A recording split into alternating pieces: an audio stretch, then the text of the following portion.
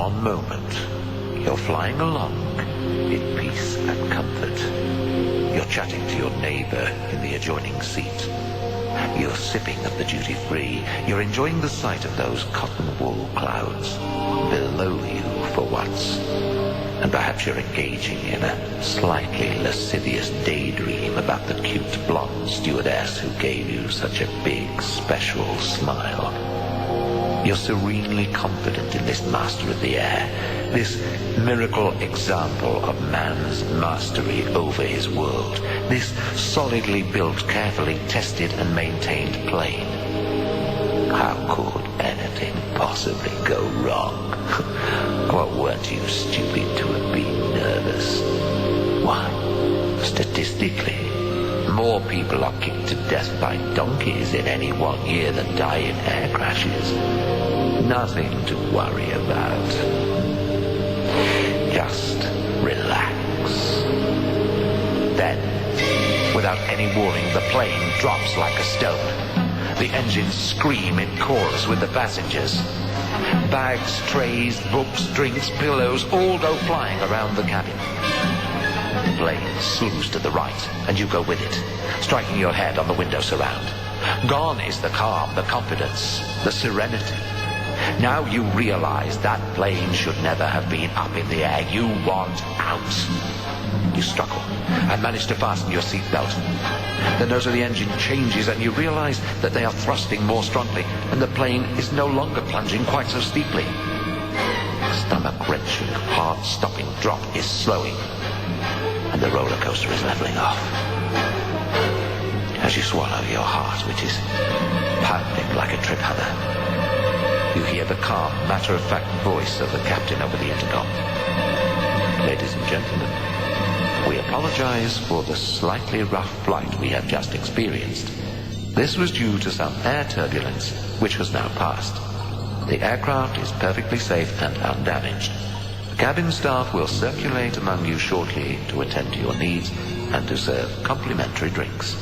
Please return to your seats and fasten your seatbelts. Well, that's a fictionalized account of a passenger plane passing through a rare and poorly understood phenomenon known as clear air turbulence, or CAT for short. On those fortunately extremely rare occasions when it happens in reality, a plane can fall thousands of feet in seconds. Interesting? Yes. Frightening? Oh, definitely. But what has any of this to do with the paranormal? Well, was Cat perhaps responsible for the loss of the 4-engine Tudor plane called Star Tiger, which set off from Bermuda on the night of January the 29th, 1948, bound for Jamaica? At 10:30 that evening, her captain radioed his position as some 400 miles northeast of Bermuda, that he had clear, calm weather conditions and expected to reach Jamaica ahead of time. He didn't.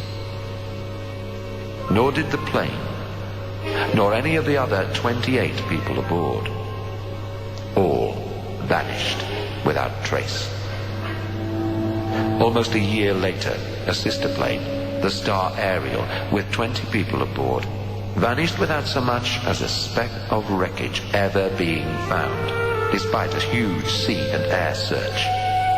Once more, the final radio message some 35 minutes after the plane took off said that all was well, and the plane was flying in good, clear conditions. And maybe Cat was responsible for the loss of those 2 planes, and even a high percentage of other aerial disasters in the area which has come to be known as the Bermuda Triangle. Oh, some may be, but not all. Perhaps the most notorious case occurred some 3 years before the loss of the Star Tiger. On December the 5th, 1945, under a clear afternoon sky, a flight of 5 Avenger torpedo planes took off from the Fort Lauderdale Naval Air Base in Florida. Altogether, There were 14 men aboard the planes for what was to be a simple 2-hour training flight. The planes were supposed to fly a triangular course, firstly eastwards over the ocean, then turning north, and then finally flying back to base. According to the weather forecast, flying conditions for the area of the flight were perfect. The control tower called the flight leader an hour and 3/4 after the flight took off, expecting to be requested for landing instructions. But instead, they heard the flight leader saying in a very worried voice, "Cannot see land. We seem to be off course." The tower asked the commander for the flight's position, and after a short silence, heard him say, "We're not sure where we are. Repeat, cannot see land." Contact with the planes was lost for about 10 minutes. And then the astonished officers in the tower, although unable to make contact with the planes, could hear the pilots talking to one another, asking directions. And by the sound of their voices, they were very close to panic. Just after 4 o'clock, by which time the flight should have been safely on the landing field, the tower heard the commander handing over control of the flight to another pilot, but did not hear any reason given. This action was a virtually unheard of event. Why did the commander decide he was no longer able to retain control of the flight? Further garbled messages were received through heavy radio static. These showed that the plane's compasses were all behaving in an erratic manner, and that although the new flight commander, Marine Captain Stiver, thought they might be over the Gulf of Mexico, he was not sure. There was talk of 75 miles per hour winds, of fuel shortage, and the whole area looking strange. "Even the sea doesn't look right," said one pilot. At approximately 4:20, almost 2.5 hours after the takeoff, Captain Stiver's voice was heard to say, in a voice on the edge of hysteria, "We can't tell where we are. Everything's... can't make out anything. We think we may be about 225 miles northeast of base." Coherent messages ended for a short while, and then the final message from the doomed flight. "Looks like we're..." What happened to those planes and their crews is still unknown. No trace of wreckage was ever found. How could 5 experienced pilots all become lost at the same time? What peculiar force could cause all of their compasses to go haywire at the same time? What caused the crewmen to say that the whole view from their planes had taken on a strange and unworldly appearance?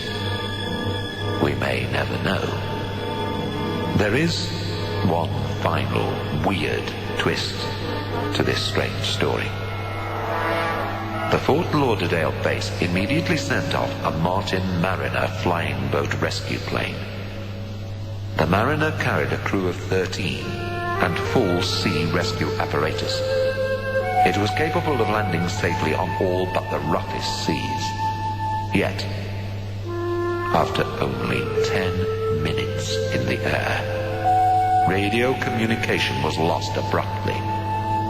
And despite a huge sea and air search, no trace of any of the 5 missing planes, not even so much as a life jacket, was ever discovered. The Bermuda Triangle had sucked 27 men to their doom. Not even Cat could be blamed for this disaster. So what was the cause?